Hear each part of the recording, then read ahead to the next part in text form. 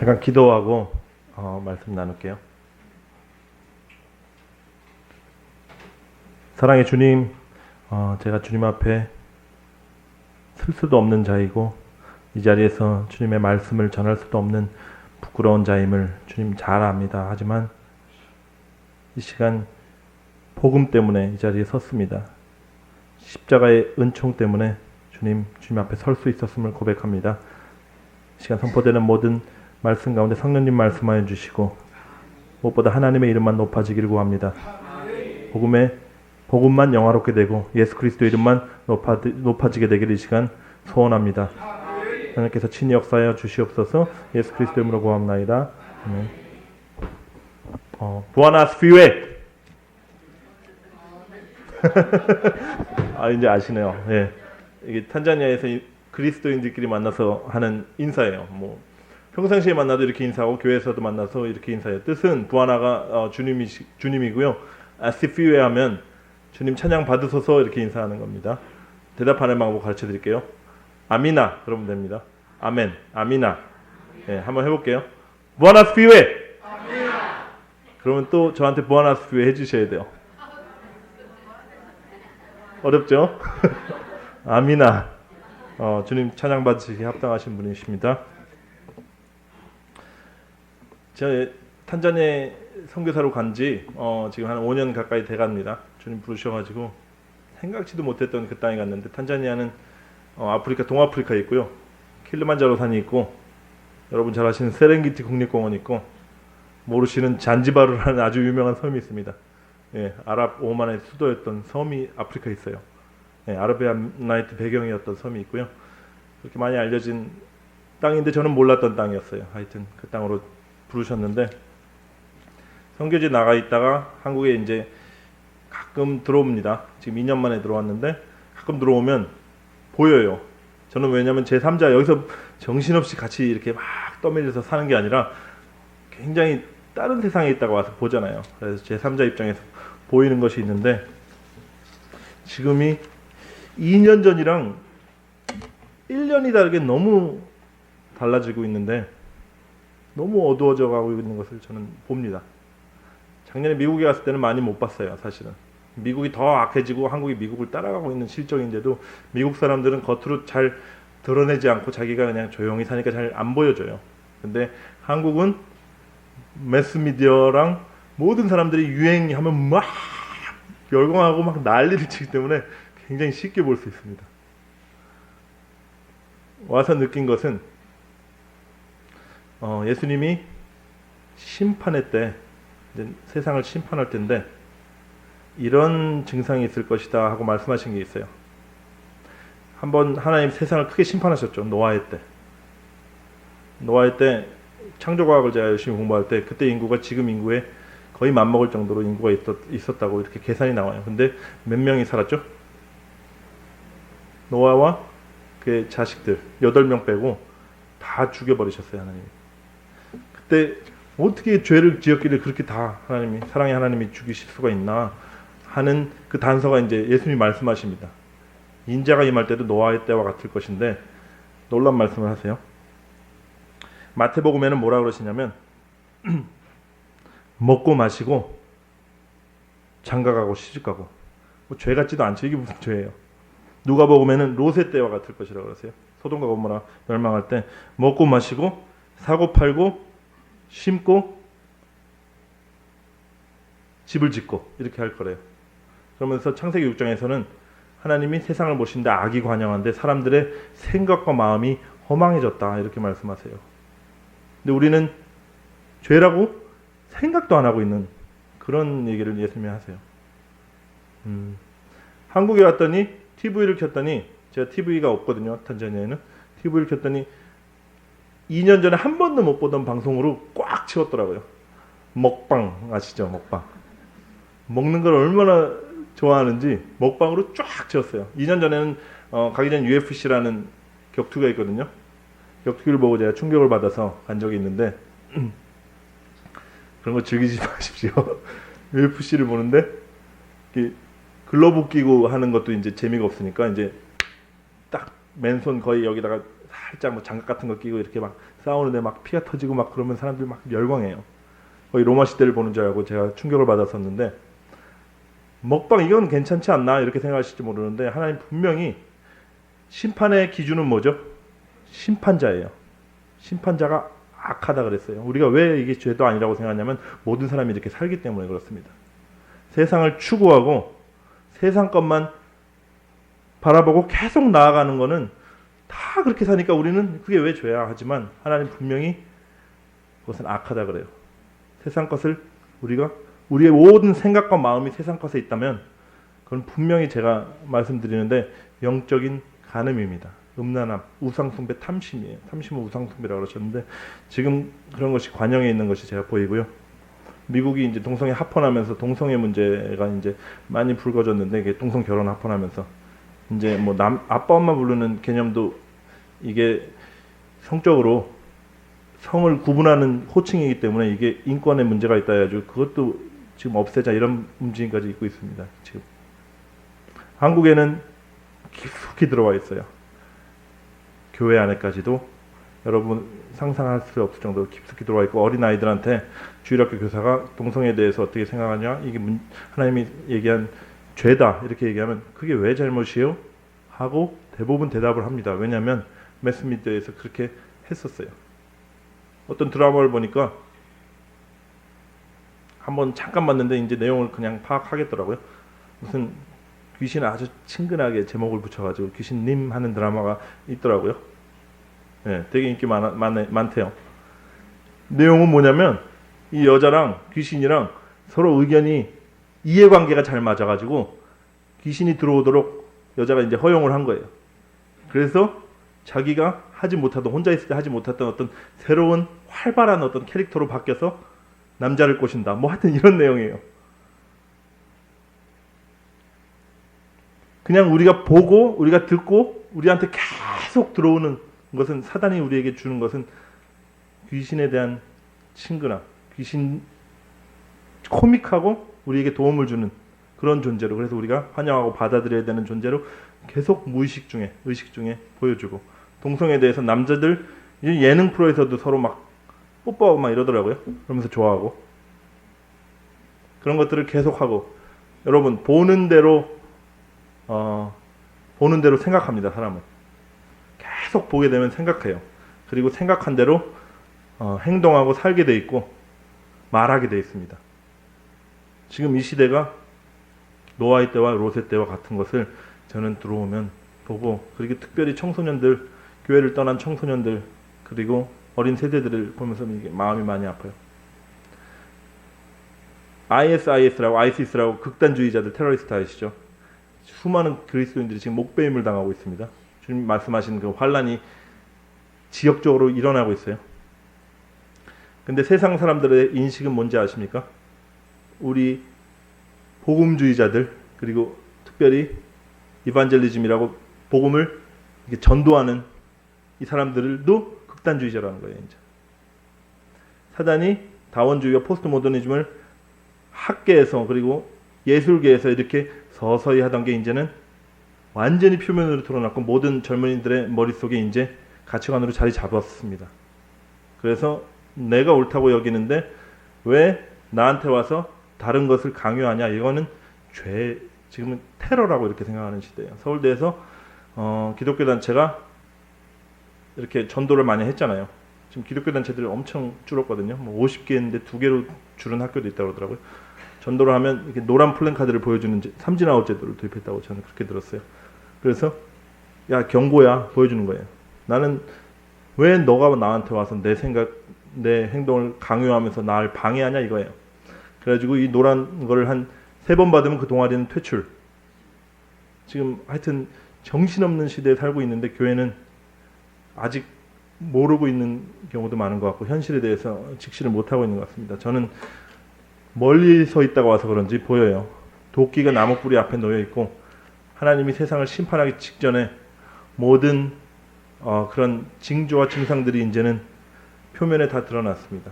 제일 안타까운 것은 세상이 이렇게 사는 건 오케이지만 그 교회 안에서도 우리가 자꾸 세상 것을 추구하고 성공을 쫓고 하는 것이 당연하게 이렇게 사단이 속이고 있다는 것을 보면 얼마나 가슴이 아픈지 모르겠어요.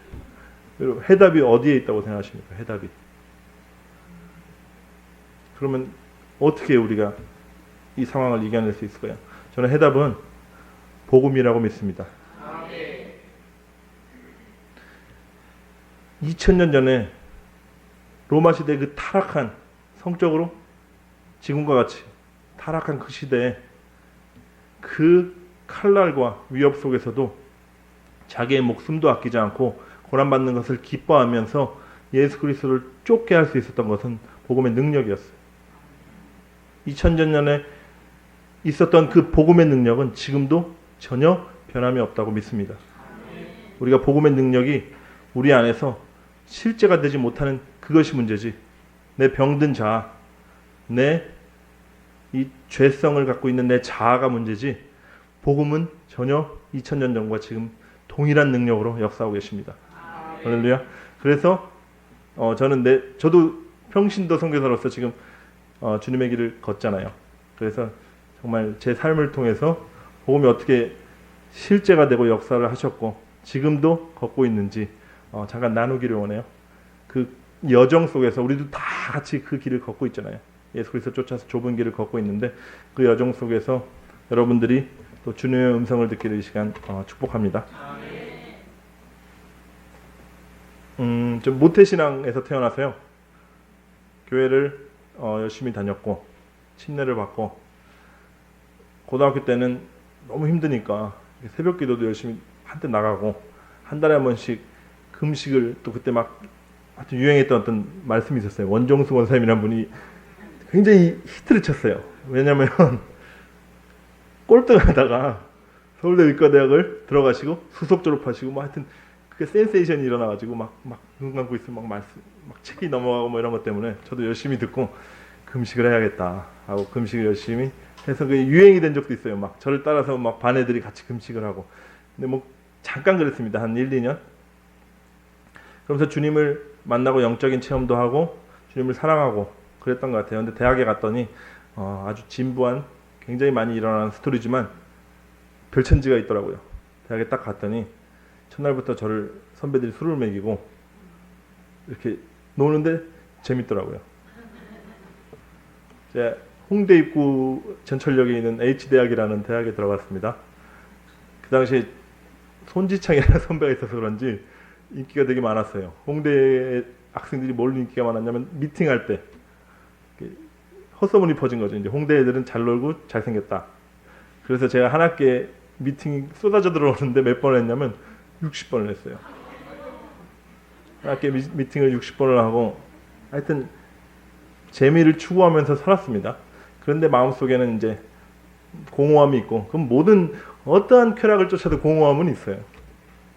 공허함이 있고 과거에 대한 막연한 주님과의 그 아름다웠던 교제에 대한 그런 생각이 있으니까 답답함이 좀 차고 올라오던 그 시점에 여름에 은사 전도사님이 저를 끌고 간 곳이 태백산 산골짜기에 있는 예수원이라는 곳이었어요. 그때 대천덕 신부님 살아계셨고, 그래서 예수원에 가서 이제 수요일 날 모여서 성령 이렇게 찬양하는 그 공동체 식구들이 하는데 이제 쪼그리고 앉아서 같이 있었습니다. 찬양을 드리는데 찬양이 입에서 나오지가 않는 거예요. 여기서 딱 막혀가지고. 제가 중고등학교 내내 찬양 인도자를 했어가지고 찬양으로 은혜를 많이 받았거든요. 혼자 집에서도 많이 찬양하고. 여기 막혀서 안 나오니까 얼마나 답답한지 가슴이 터질 것 같더라고요. 그래서 조금 앉아있다가 뛰쳐나갔습니다. 시내가 옆에 있는 조그만 기도처가 있어요. 야외에. 그 돌 위에 제가 무릎을 꿇고 천부여 의지 없어서 찬양을 하니까 너무 힘들고 답답하고 터질 것 같으니까 그러면 울잖아요. 울음이 터지더라고요. 그래서 우는데 주님과 이런 기도를 했어요. 제가 20살이었으니까 제가 유치한 기도였지만 이해해 주십시오. 나는 지금 너무 재밌고 잘 놀고 쿨하게 나는 이렇게 살고 싶습니다. 그리고 저는 때를 썼어요. 주님이 이렇게 말씀하시더라고요. 내 안에는 네가 알지 못하는 쿨하고 더 멋진 것이 있다. 이렇게 말씀하셨어요. 그거를 씨름을 하는데 한 2시간을 기도를 했던 것 같아요. 끙끙 앓으면서 기도를 하는데 지쳐서 그런지 하여튼 제가 주님 앞에 주님 마음대로 하십시오 하고 서렌더 했습니다. 주님이 가슴 속에 확 말씀을 하나 딱 주셨어요. 주님의 음성을 제가 몇 번 못 들어봤는데 그거는 주님의 음성이셨어요.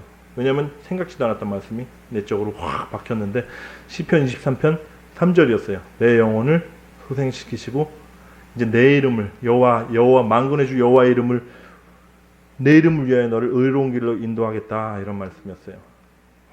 좋았죠. 기쁘게 내려왔습니다. 보통 간증은 이러면 이제 승리의 길을 막 살고 예? 주님의 사람으로 막 이렇게 살아야 되는데 죄송합니다. 저는 시간이 지나면서 다시 돌아갔습니다. 네.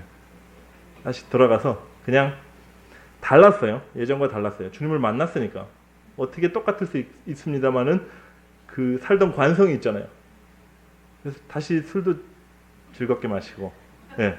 재밌게 살던 그 시절로 많이 돌아가고 이렇게 살고 있는데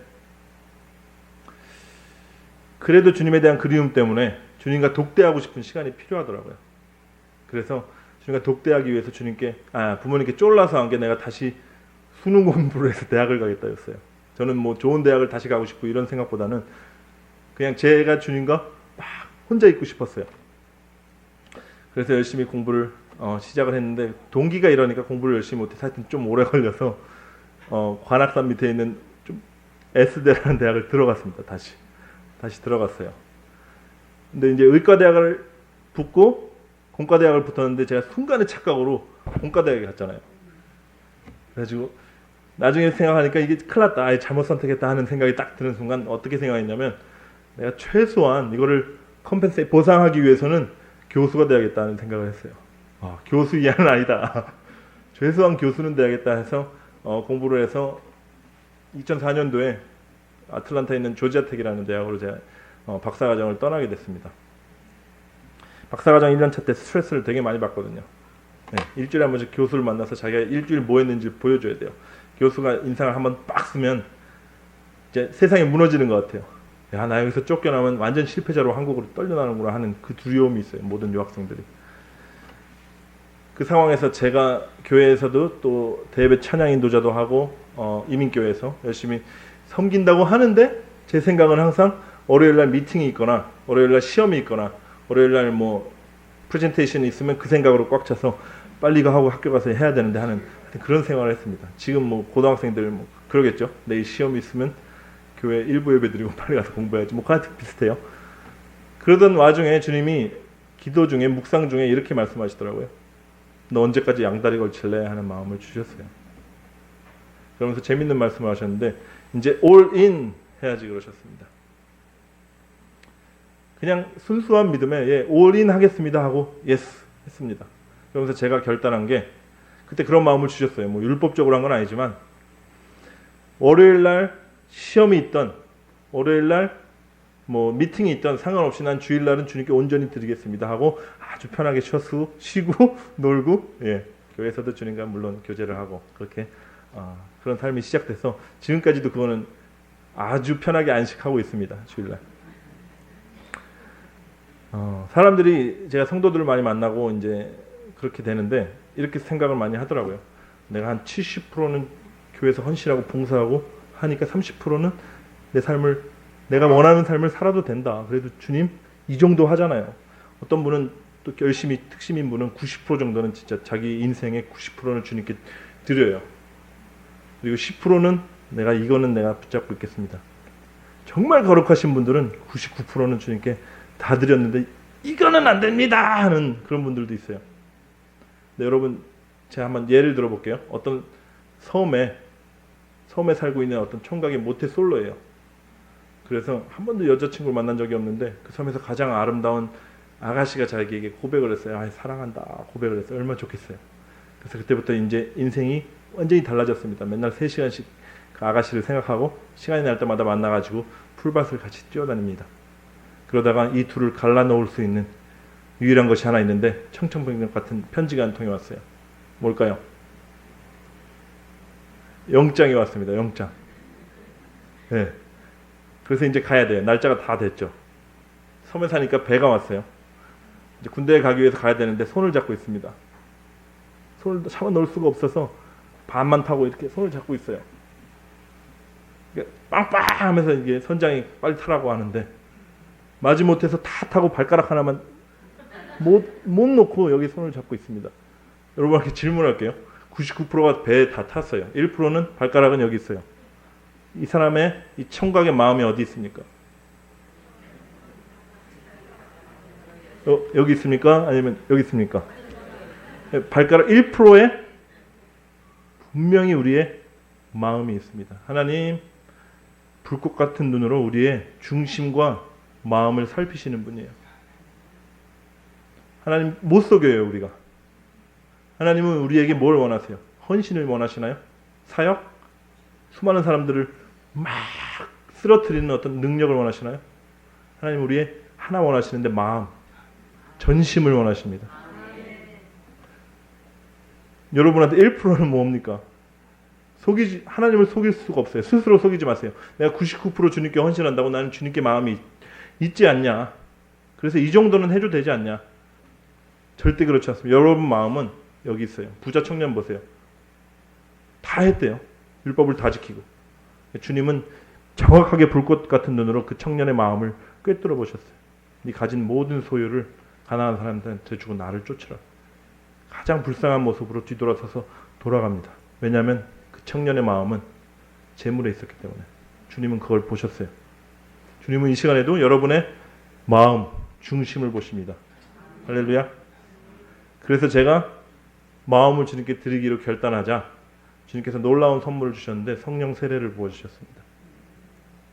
어느 집회에 가지도 않았고요. 그냥 성령 세례를 구하라는 마음을 주셔서 구했고 믿음이 부어졌어요. 하늘에서. 내가 받았구나. 근데 하여튼 어떻게 하는 그 과정은 시간관계상 생략하고 뭐 개인적으로 궁금하시면 여쭤보시고요.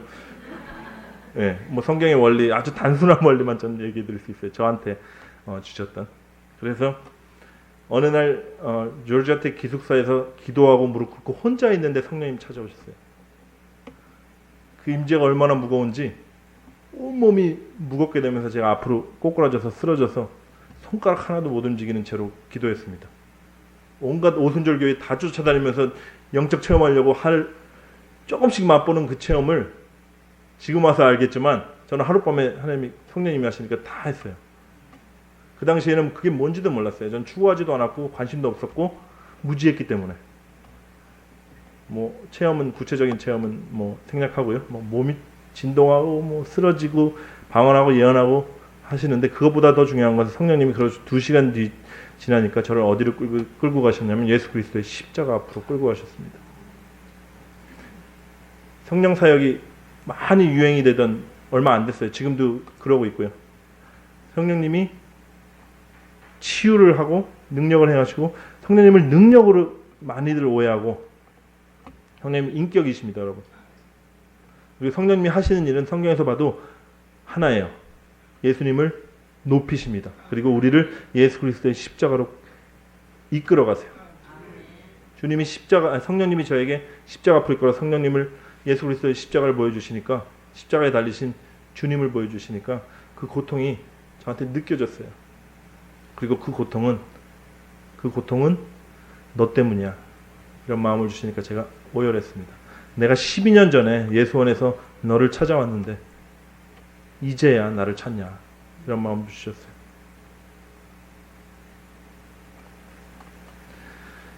달라졌죠.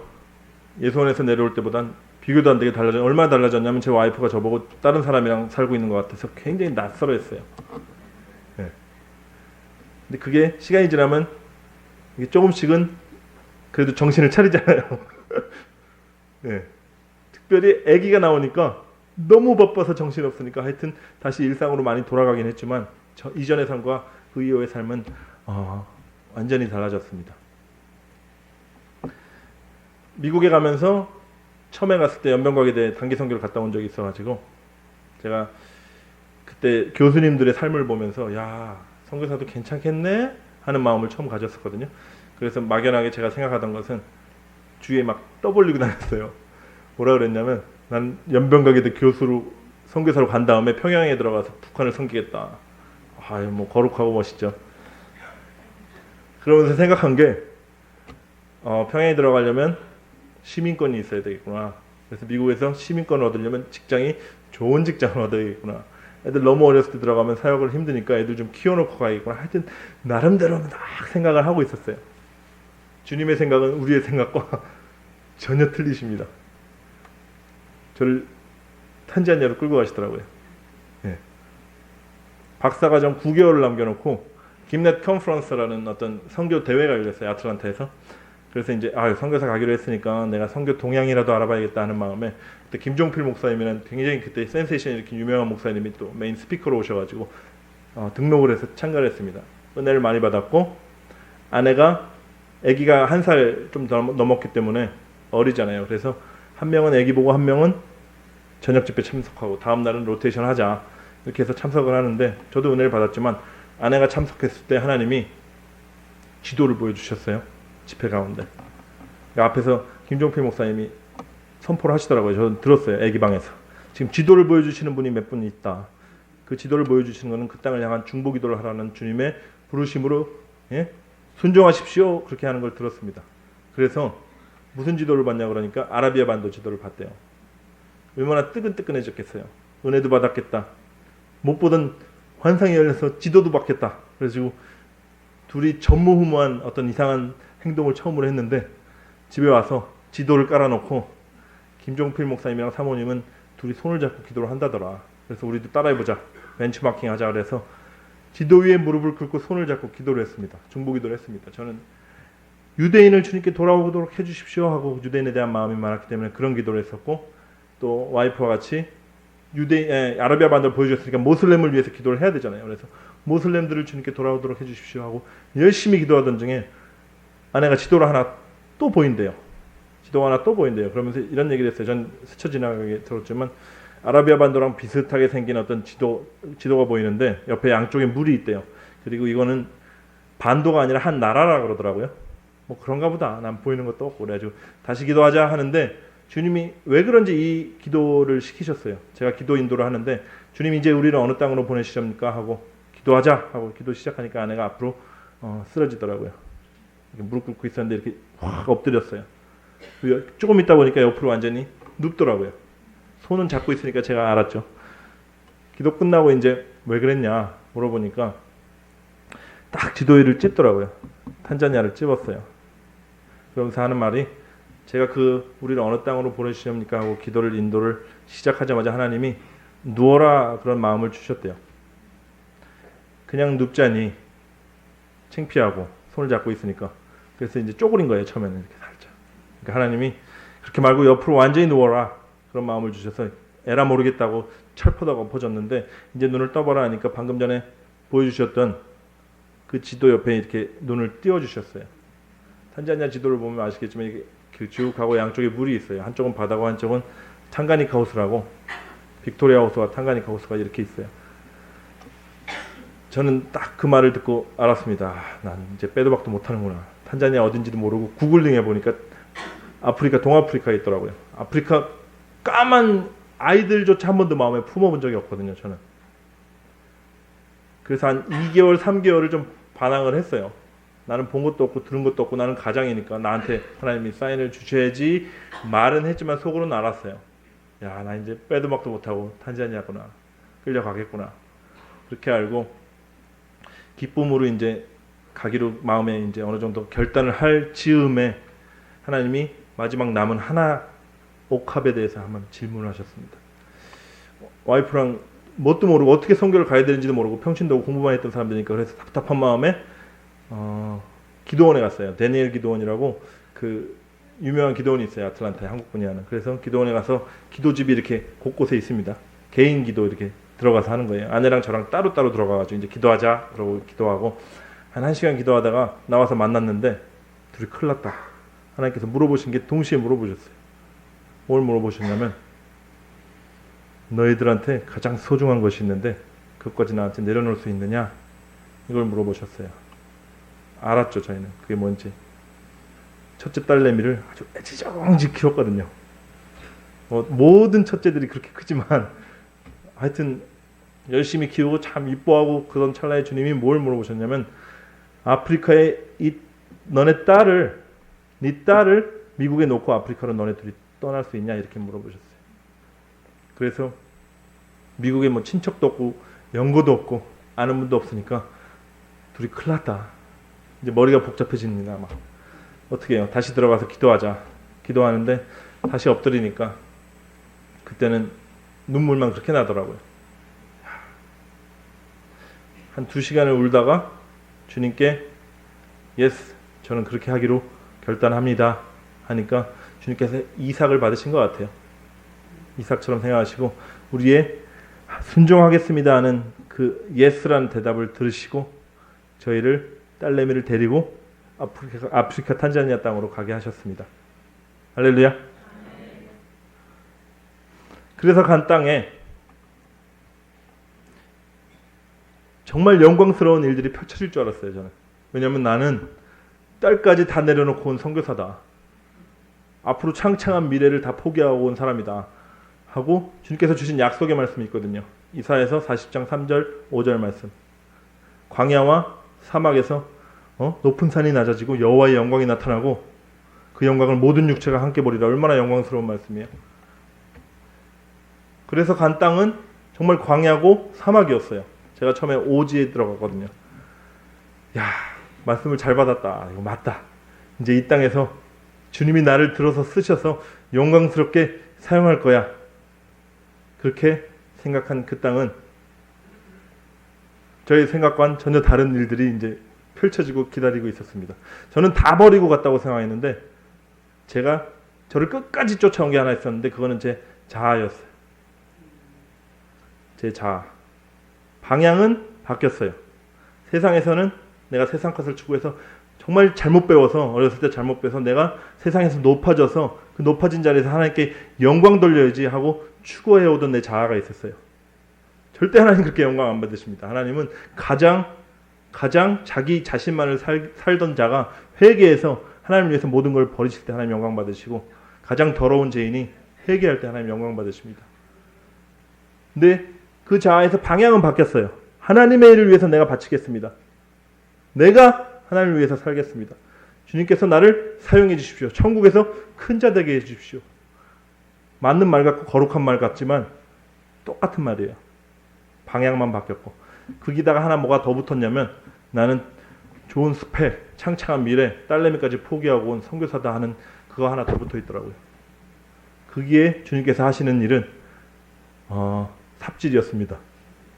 가자마자 삽질을 시키시고 이제 시멘트를 개는데 태어나서 시멘트는 처음 만져봤어요. 공부만 27년을 해가지고 시멘트 처음 만져보고 선배 선교사님들은 안 가르쳐 주시더라고요. 삽질하는 것도. 이 삽질을 왜 이렇게 삽질도 못하는 선교사가 왔네 하는 표정이셨는데 아마 제가 그렇게 느꼈던 것 같아요. 선교지 가면 주로 3가지가 틀린데 첫 번째는 이 땅에 있을 때는 내가 잘하는 일을 해야 되잖아요. 그래야지 내가 인정받고 내가 성공하고 선교지에서는 주님은 주로 내가 못하는 일만 시키십니다. 왜 그런지 이유는 이제는 좀 알겠어요. 내가 스스로 하려고 자꾸 하니까.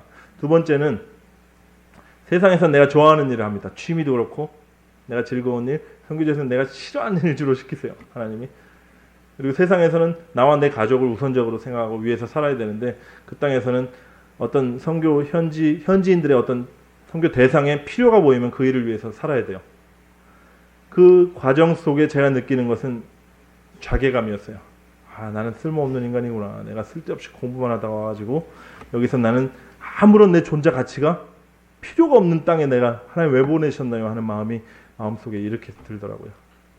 두 번째는 영광스럽게 사람들이 하나님 나를 들어주셔가지고 막 변화받고 회심하고 회개하고 해야 될 줄 알았는데 저에게 찾아온 것은 그 영광이 아니라 고난이었어요. 고난. 아내가 선교지 가자마자 이제 축복의 땅인 것처럼 우리가 둘째를 임신했어요. 근데 이제 떡볶이 하나 먹고 싶어 하는데 없잖아요.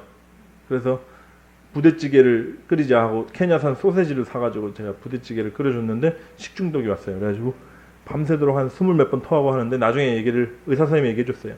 아마 그때 양막이 좀 찢어진 것 같고 굉장히 스티키하고 끈적끈적하대요. 그게 붙은 어떤 부위 밑으로는 안 자란다 그러더라고요. 그래서 이것도 은혜죠. 하나님이 막아주셨는데 이게 둘째에 손가락이 붙은 것 같아요.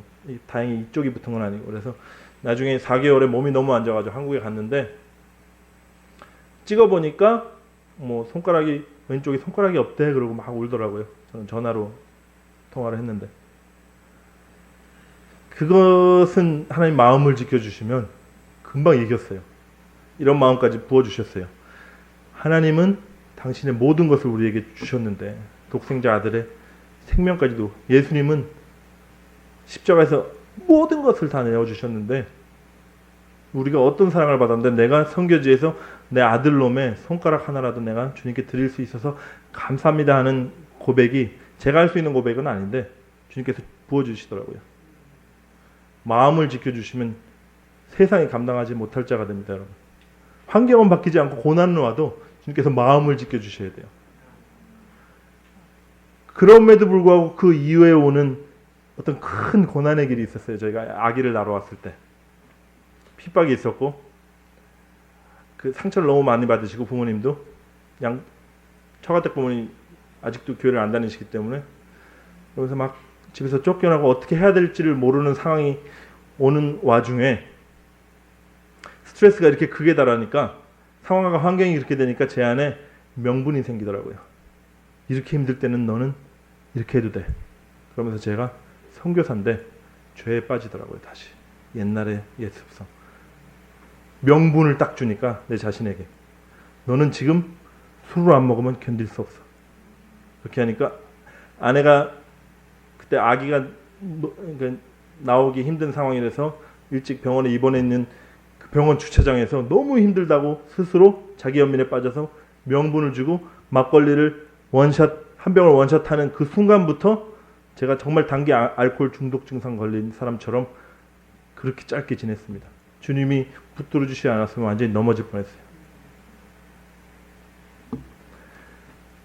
저에게 선교사가 된 이후에 온 것은 여전히 해결되지 않은 내 자아, 그 다음에 고난의 환경, 그런 상황 속에서 다시 넘어지는 죄된 죄성, 이런 것이었어요. 이번에 오기 전까지도 그 이후에도 주님 다시 이렇게 세워가지고 열심히 사역도 하고 주님의 영광도 많이 봤습니다. 오지 다니면서 전도하고 수많은 사람들이 주님께 돌아오는 것도 봤고 그 맛을 봤지만 이번에 한국에 들어오기 전에 가장 큰 문제는 제 안에 있는 깊은 이 평안이 없는 마음이었어요. 불안, 두려움이 있더라고요. 우울함이 찾아오기도 하고 그러면서 이번에 한국에 와서도 계속 의아하고 고민했던 게 왜 나한테는 평안이 없을까? 왜 기쁨이 없을까? 두려움이 있을까? 앞으로 데리고 살 고아 아이들, 얘네들을 내가 어떻게 얘네들이랑 살 수 있을까 하는 두려움이 문득 찾아오고요. 내가 지금 짓고 있는 학교는 그거 어떻게 지어? 그런 생각도 문득 찾아오고 다시 돌아가기 싫다 하는 생각도 들고요. 근데 여러분 복음이 뭐죠? 뜻이?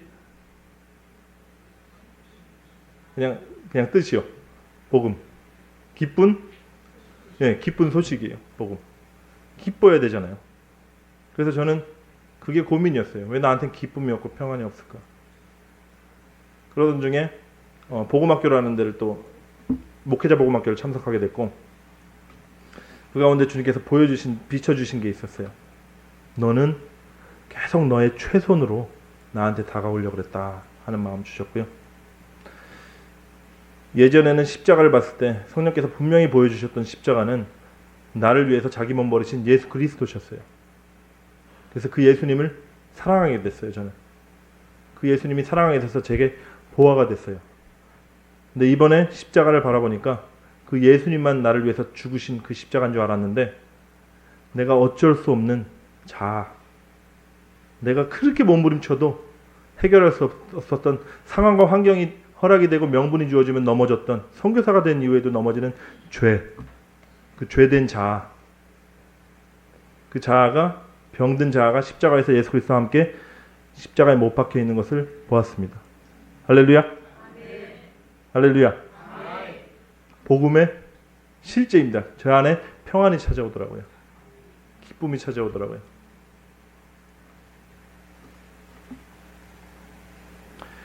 교회 안에 팽배하고 있는 미혹이 저는 복음에 대한 미혹이라고 생각합니다. 복음에 대한 미혹. 어떻게 생각하냐면 내가 언젠가 어느 순간에 예수님 나의 구주시고 십자가 나를 위해서 대신 돌아가셨다고 내가 동의를 해요.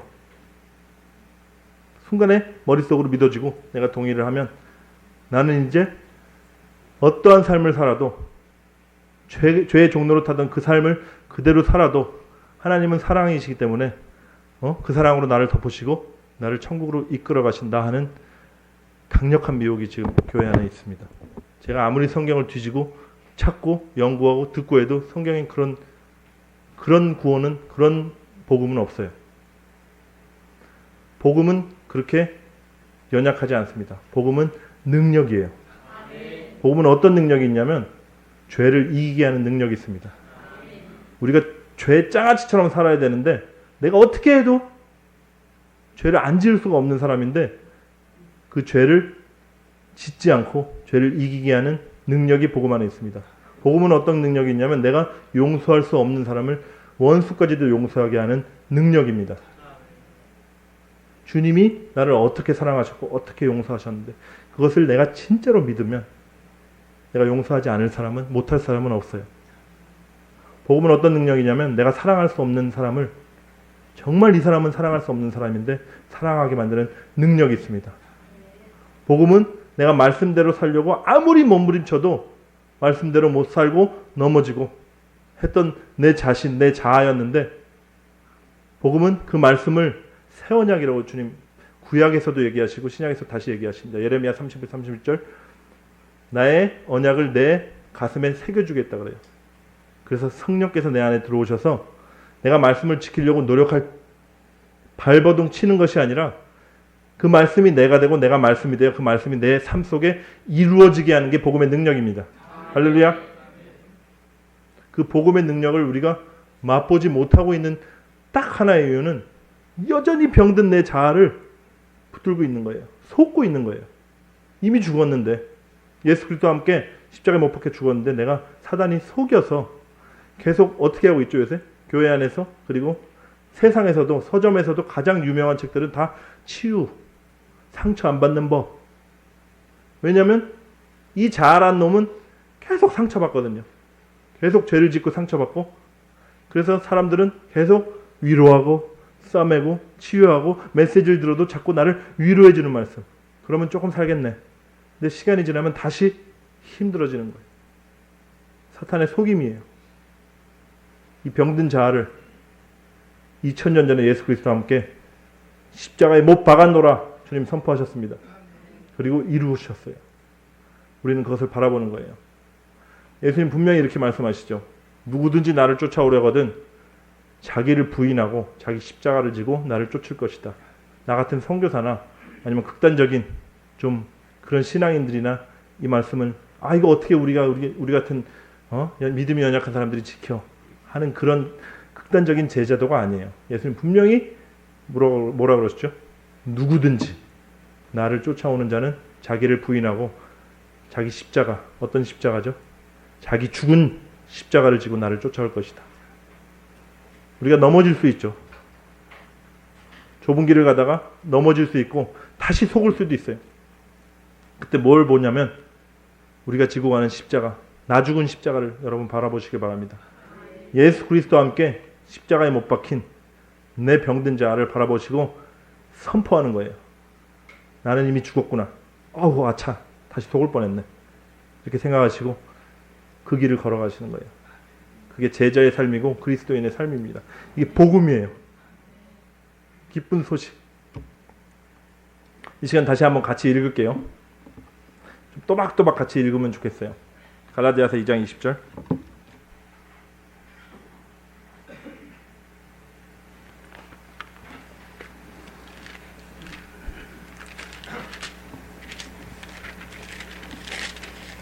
시작.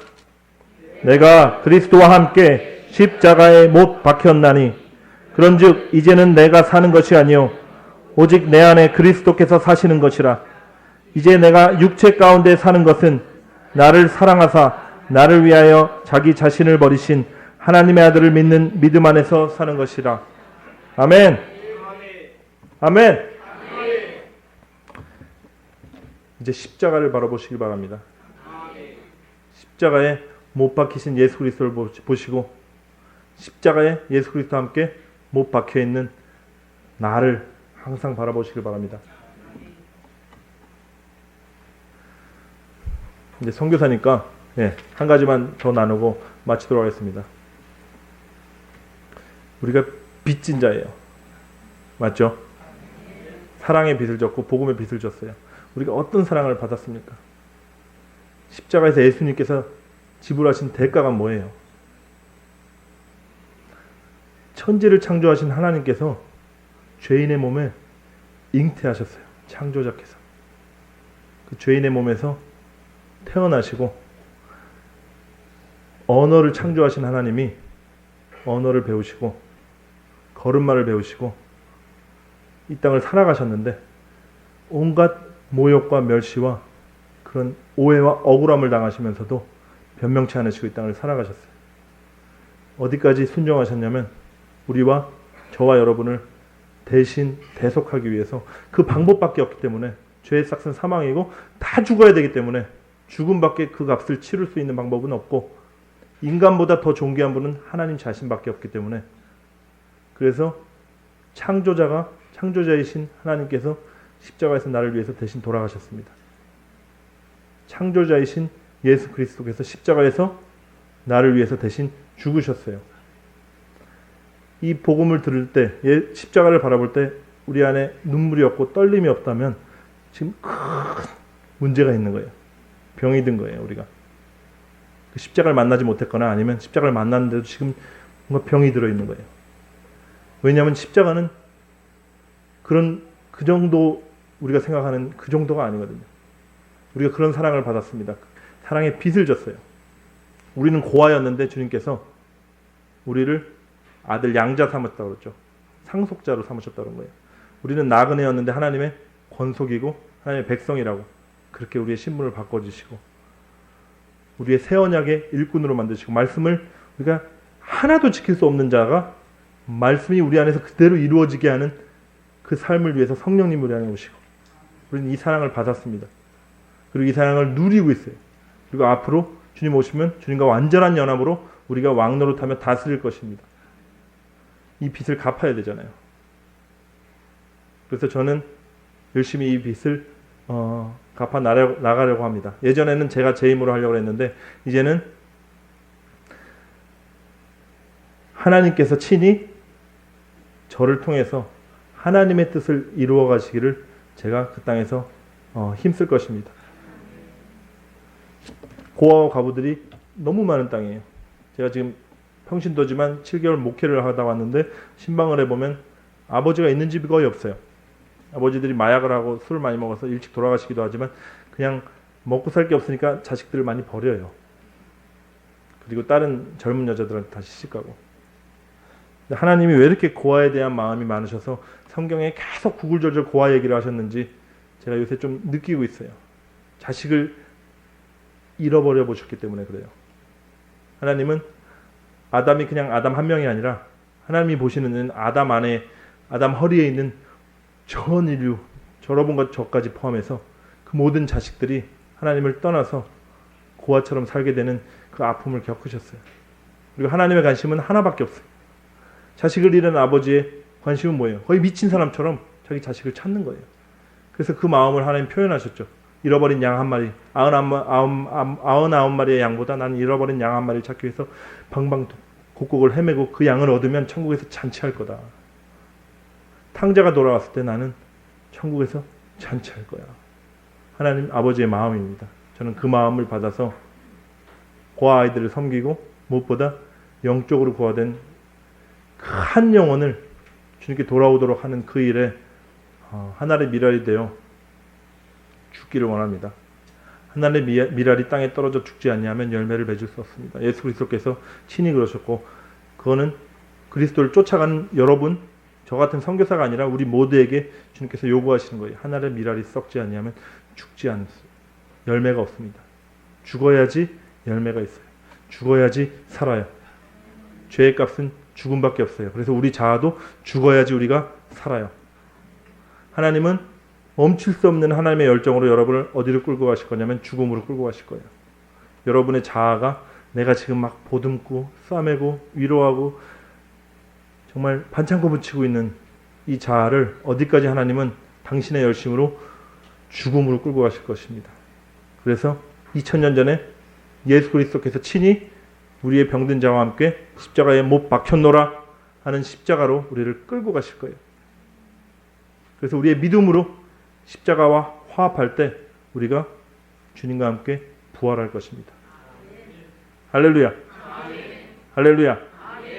그래서 저를 위해서 기도해 주세요. 저는 지금 이제 돌아가면 그 아이들을 키우고 이 아이들을 하나님의 용사들로 키우라는 주님의 분명한 명령이 있으셨기 때문에 또 가장 존경하는 목사님을 또 같은 사역을 할 수 있도록 저랑 안면이 전혀 없는 목사님이지만 또 만나게 하시고 붙여주셔서 지금 같이 가려고 합니다. 여러분도 뭐 그 교회 같이 다녀오셨다고 들었는데 인천방주교회 박보영 목사님과 이렇게 또 연결을 시켜주셔가지고 고아원 사역을 같이 하고 그 아이들을 가르치고 그 밭을 갈아줘야 되겠대요. 아무리 씨를 뿌려도 열매가 맺혀지지 않는 아프리카 땅에 왜 그런가 했더니 밭이 엉망이에요.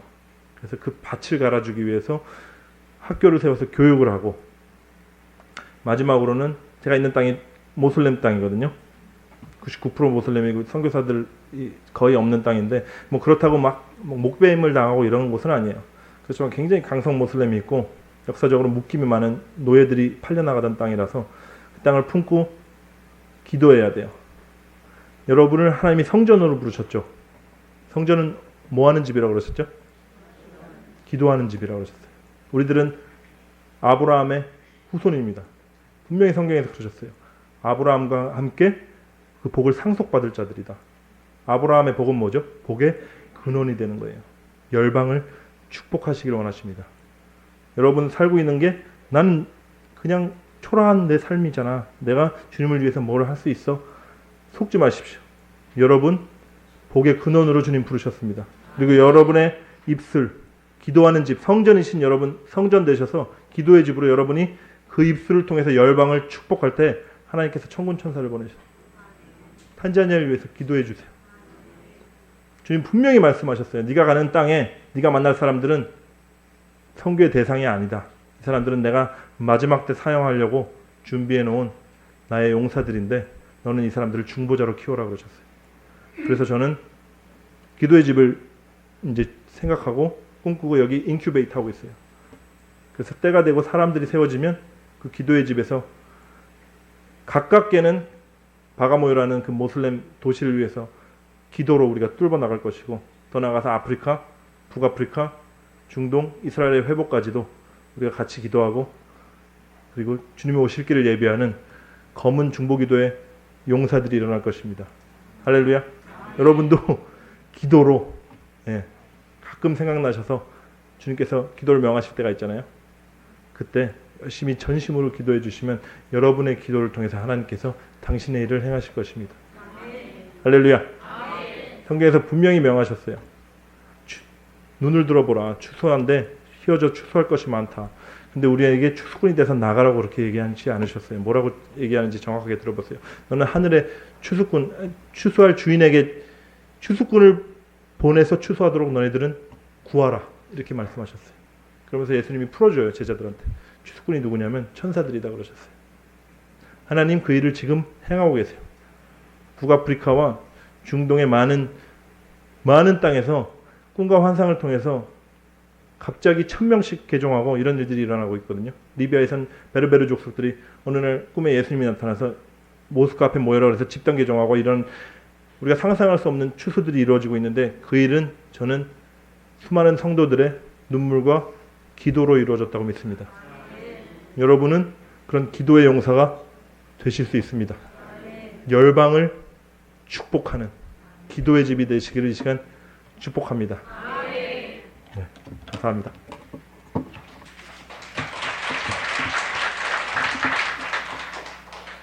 같이 기도하시고 마치겠습니다. 하나님, 주님께서 십자가에서 보여주신 사랑은 완전한 복음이십니다. 저희들 부분적으로 복음을 알고 그저 주님 믿고 죽어서 가는 천국만 알았는데 주님께서 가르쳐 주시고 보여주신 복음은 이 땅 가운데 하나님의 나라가 임하였음을 믿습니다. 우리가 아무리 노력해도 주의 말씀대로 살 수 없고 다시 넘어지고 자빠지고 괴로워하는 그 모든 것을 주님께서 십자가에서 해결하셨음을 믿습니다. 우리가 아무리 노력해서 죄를 이길 수 없었지만 복음의 능력은 우리를 죄를 이기게 할 새로운 피조물로 창조하셨음을 믿습니다. 이 시간 주님 홀로 영광 받아주시고 저희들의 고백, 복음이면 충분하고 예수 그리스도 한 분이면 충분합니다 하는 고백을 이 시간 받아주시옵소서. 우리 삶의 고백이 되게 하여 주시고 복음이 우리 삶 속에 실제가 돼서 복음을 누리게 하여 주시고 모든 사람들이 예수님을 대적하고 온 세상이 거꾸로 가는 이 시대에도 복음과 함께 우리가 고난받게 하여 주시고 예수님이 왕따를 당하고 모욕을 받으면 우리가 같이 예수님의 편에 서서 왕따를 당하고 모욕을 기쁘게 받을 수 있는 믿음의 사람 되게 하여 주시옵소서.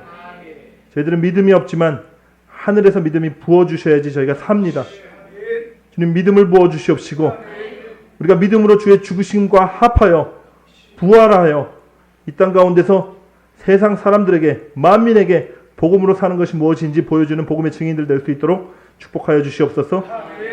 기도의 집이 되어 입술로 열방을 축복하고 주의 오실 길을 예비하는 놀라운 기도의 용사들로 세워주시옵소서. 모든 영광 주님 홀로 받기를 원하오며 예수 그리스도의 이름으로 구하옵나이다. 아멘.